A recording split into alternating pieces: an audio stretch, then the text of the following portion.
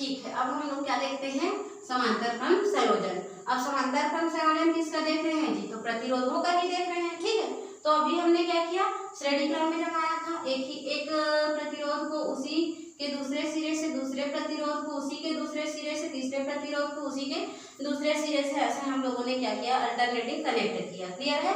अब क्या करेंगे, तो अब भी हम 3 ही प्रतिरोध के लिए एक्सपेरिमेंट करते हैं। ठीक है, कितने के लिए, 3 ही प्रतिरोध के लिए। एक्सपेरिमेंट नहीं हो रहा है, डेरिवेट हो रहा है। ठीक है, तो उस कंडीशन में माना कि क्या है, ये जो है R1 पहला प्रतिरोध है, R1 क्या है, पहला प्रतिरोध है। क्लियर है इतना। फिर क्या करेंगे, इसी प्रकार R2 दूसरा प्रतिरोध लेंगे, R3 तीसरा प्रतिरोध लेंगे।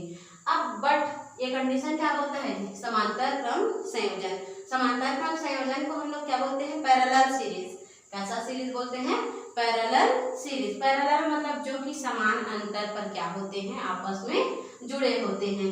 तो यहाँ पर R1 हो गया, R1, फिर इसी प्रकार से इसी के समान अंतर पर, मतलब जितना ये जो है इक्वल डिस्टेंस पर होना चाहिए, समदूरस्थ बोलना चाहिए हिंदी में। तो ये समान दूरी पर हम लोग फिर से क्या करते हैं, दूसरे प्रतिरोध को जोड़ देते हैं। दूसरे प्रतिरोध को क्या कर देते हैं, जोड़ देते हैं। ये हो गया R2। अब इसी प्रकार R3 को जितना दूरी इसका है उतना ही दूरी पर हम क्या करेंगे, जोड़ेंगे। ये हो गया R3। तो 3 प्रतिरोध को आपस में, 3 प्रतिरोध को आपस में इस प्रकार जोड़ते हैं कि तीनों प्रतिरोध एक दूसरे के समांतर रहें, एक दूसरे के क्या रहें, समांतर रहें। जिसमें R1 के पहले सिरे को, R2 के पहले सिरे को और R3 के पहले सिरे को हम तार के पहले सिरे से जोड़ देते हैं, और उसी प्रकार R1 के दूसरे सिरे को, R2 के दूसरे सिरे को और R3 के दूसरे सिरे को क्या कर देते हैं, तार के द्वितीय सिरे से जोड़कर एक बैटरी द्वारा कनेक्ट कर देते हैं। क्या कर देते हैं, एक बैटरी द्वारा कनेक्ट कर लेते हैं। यहाँ पर कुंजी बटन लगा देते हैं। ठीक है, ये प्लस सिरा हो गया, ये माइनस सिरा हो गया। इतना तक तो क्लियर हो गया होगा।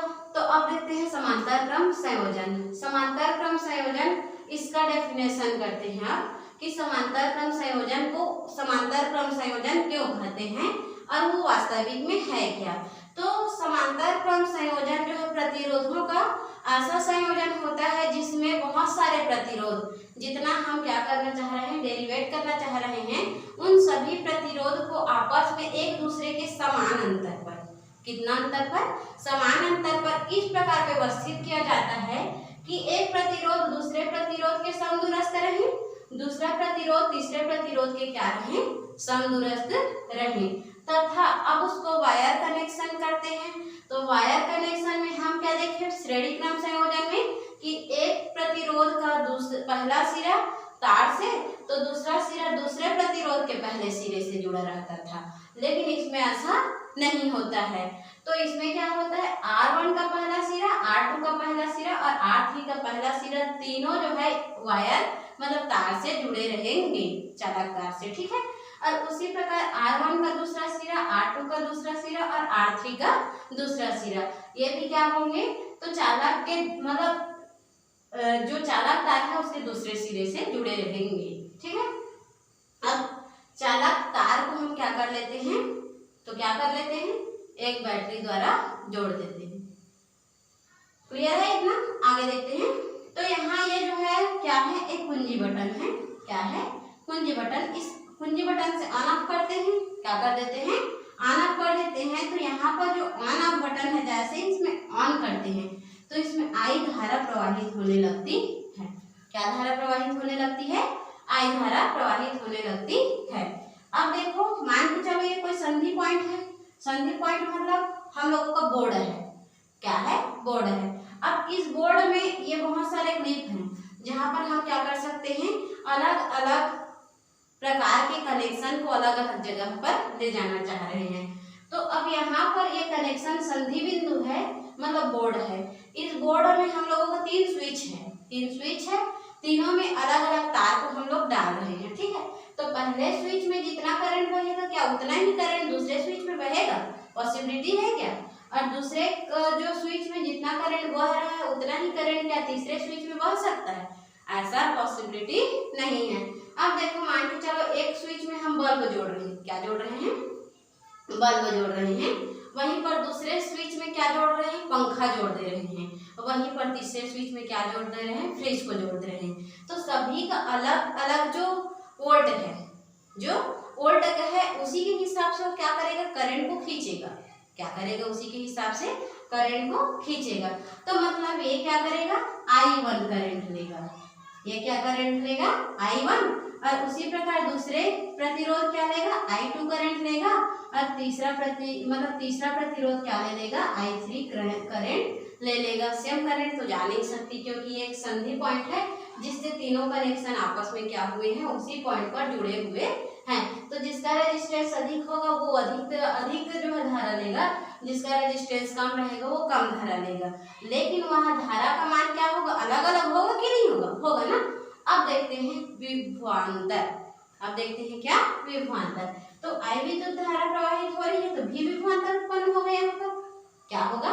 भी विभवांतर उत्पन्न होगा।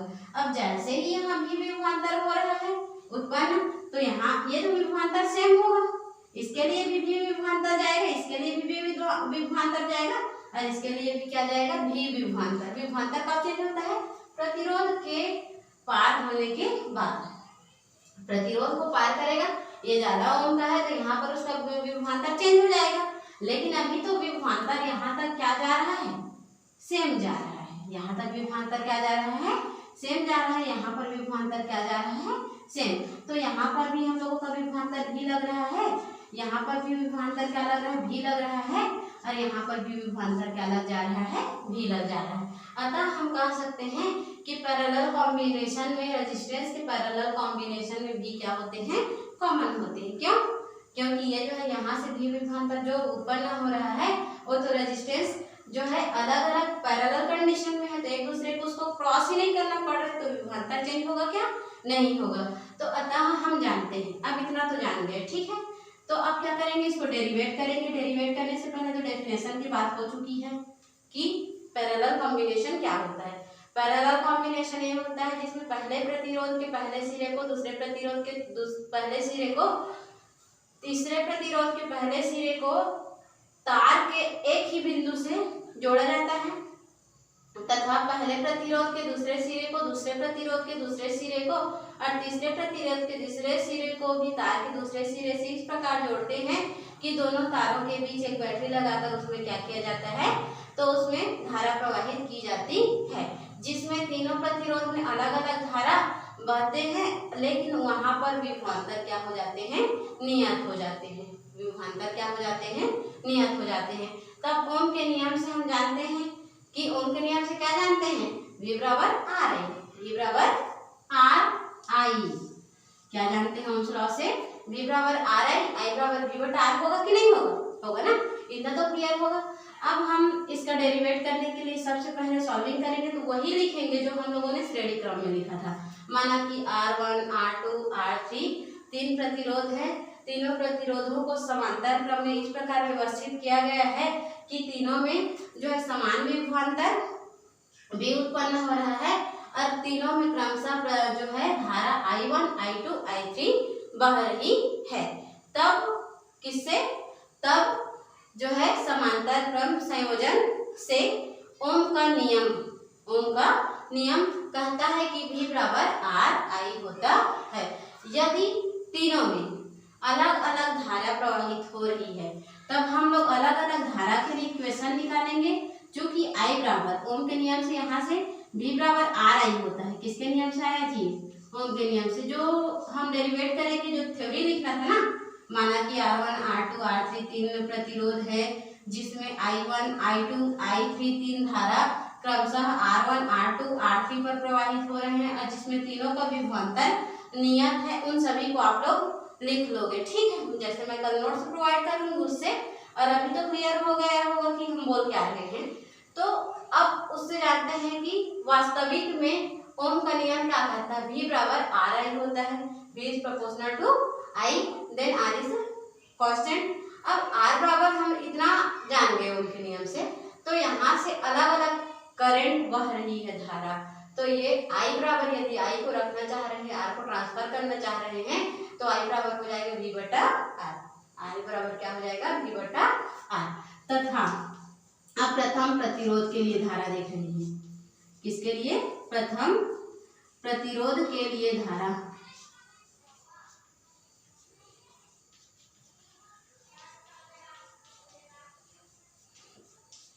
प्रथम प्रतिरोध के लिए धारा क्या हो जाएगा? I1 हो जाएगा। I1 बराबर इक्वेशन क्या मिल जाएगा? तो V तो नियत है, लेकिन R1 क्या हो जाएगा? चेंज हो जाएगा। प्रथम प्रतिरोध R1 हो गया। ठीक है, ये फर्स्ट है। अब इसी प्रकार दूसरे के लिए लिखेंगे, तो इसी प्रकार लिख देते हैं। इसी प्रकार दूसरे प्रतिरोध के लिए क्या हो जाएगा धारा? I2 बराबर V बटा R2। और तथा करके हो जाएगा इसी प्रकार तीसरे प्रतिरोध के लिए धारा I3 बराबर हो जाएगा V बटा R3। क्लियर है इतना? अब क्या करेंगे? कुल धारा निकालेंगे। अब इसमें कितना कुल धारा बह रहा है उसको निकालना तो पड़ेगा ही, तो कुल धारा निकालते हैं। कुल धारा को किससे नोट करेंगे? कैपिटल I से। तो I में कितने धारा बह रहे हैं? कितने प्रतिरोध के लिए बह रहे हैं? 3 प्रतिरोध के लिए। तो पहले के लिए क्या हो जाएगा? I1 हो जाएगा, दूसरे के लिए क्या हो जाएगा? I2 हो जाएगा, और तीसरे के लिए क्या हो जाएगा? I3 हो जाएगा। यहाँ तक तो कोई डाउट नहीं होगा, है ना? तो यहाँ पर I1 का मान क्या है? I1 का मान यहाँ क्या है? तो I का मान पहले रखते हैं V बटा R यहाँ रखते हैं। ठीक है, इसी प्रकार I1 बराबर क्या निकालेंगे? V बटा R1। तो ये हो जाएगा V बटा R1 प्लस करके हम लोग क्या निकालेंगे? I2 का मान V बटा R2। तो ये हो जाएगा V बटा R2 प्लस सिमिलरली इसी प्रकार I3 का मान क्या हो जाएगा? V बटा R3। क्लियर है इतना? अब क्या करेंगे? V बटा R को हम लोग रख देते हैं, बराबर करके तीनों में से V कंपल्सरी कॉमन निकाल लेते हैं। तो बचा क्या हम लोगों के पास? 1/R1 प्लस 1/R2 और प्लस करके 1/R3। अब V से V हो गया कैंसिल, तो 1/R इक्वल टू मिल जाता है 1/R1 plus 1/R2 plus 1/R3। अतः हम कह सकते हैं समांतर क्रम संयोजन में जितने भी प्रतिरोध लेंगे, सभी प्रतिरोधों के युग्मों के योगफल को हम समांतर क्रम संयोजन कह सकते हैं। प्रतिरोधों का कौन सा क्रम संयोजन कह सकते हैं? समांतर क्रम संयोजन कह सकते हैं, जिसमें जितने भी प्रतिरोध का युग्म होगा, इसका युग्म सभी के संयोग से हम लोगों का समांतर क्रम संयोजन प्राप्त होता है। और इस प्रकार हम लोगों का दोनों टॉपिक क्लियर होता है। क्लियर है ना? चलो ठीक है।